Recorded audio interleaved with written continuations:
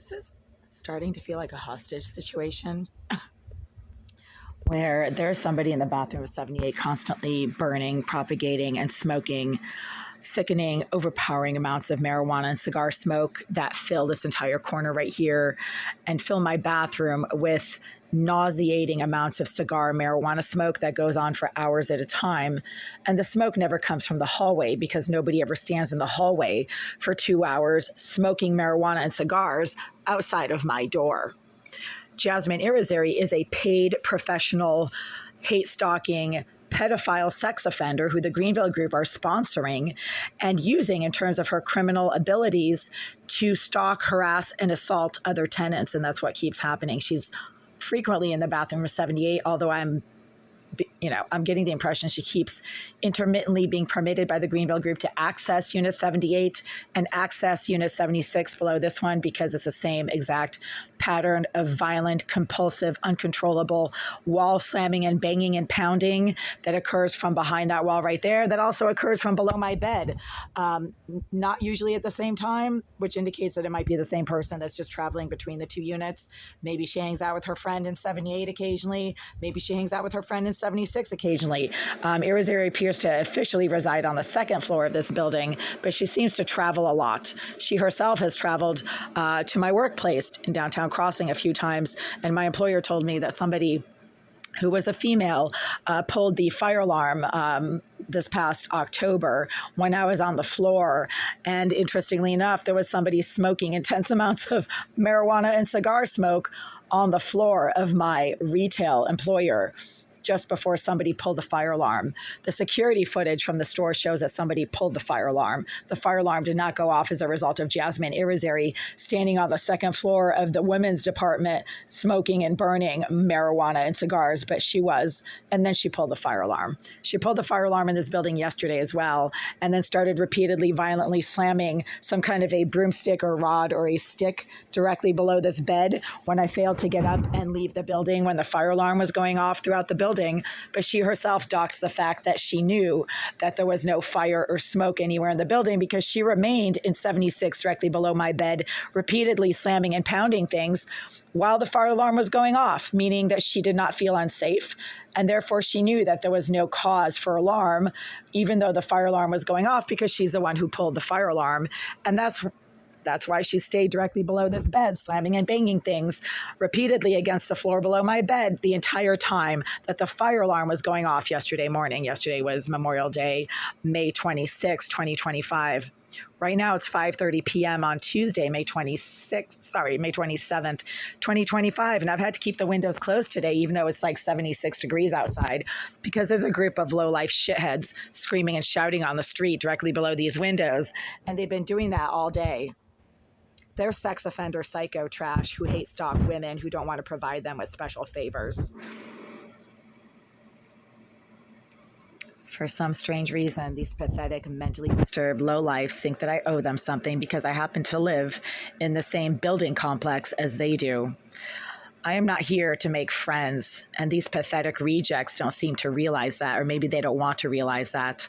They obsessively stalk women because they'll never have any women. They see women not as people and human beings, but as sets of boobs, walking vaginas that they just have to go after and try to assault, perv and creep all over, and place surveillance devices in their bathroom so they can whack off to somebody using the toilet in the privacy of their bathroom. These are disgusting, bottom-feeding, low-life scum that the Greenville Group have defended in court when the low-life scum have come after me and threatened to kill me on multiple occasions, including Wenner Rodriguez, Kenneth Johnson. Oh, yeah, I keep forgetting him. He was a sex offender, too. Charles Thomas. The Greenville Group have all issued statements of support in court when these pieces of shit were taken to court by the Commonwealth of Massachusetts for threatening to kill me and or physically assaulting me. Check this out. Why do they always stand right there?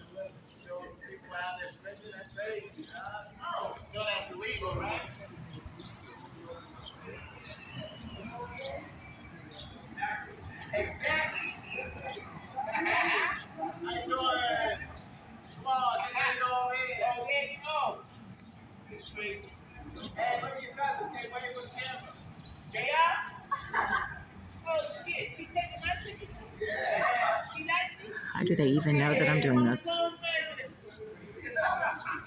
Here you go. Yeah. So I can't open my windows and ventilate my living space without those lowlifes screaming and shouting. Why are they always right there? I mean, there's ample parking space behind the building, along with a bunch of picnic tables where they can just hang out. But instead, they like to stand here. Yeah.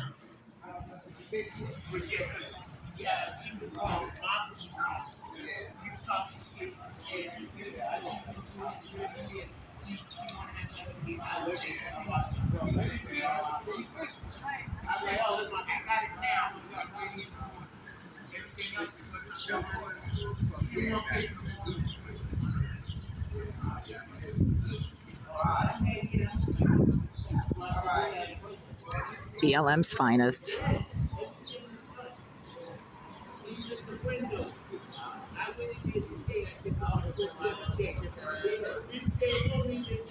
How do they even know that I'm sticking my head out the window unless they're already looking up here?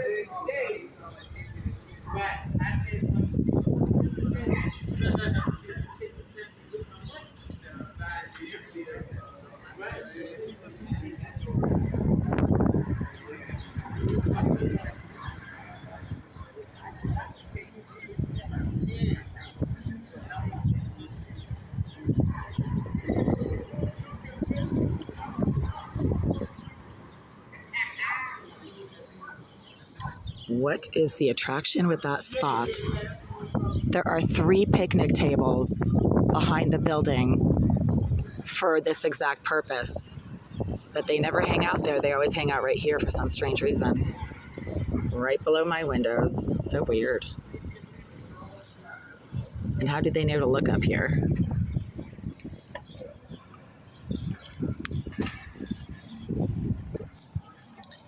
So I very quietly opened that window, like super quietly, just to make sure that they wouldn't know I was filming them. And how did they know that I was filming them within 20 seconds? Not even, because they're looking up here. That's why they're standing right there.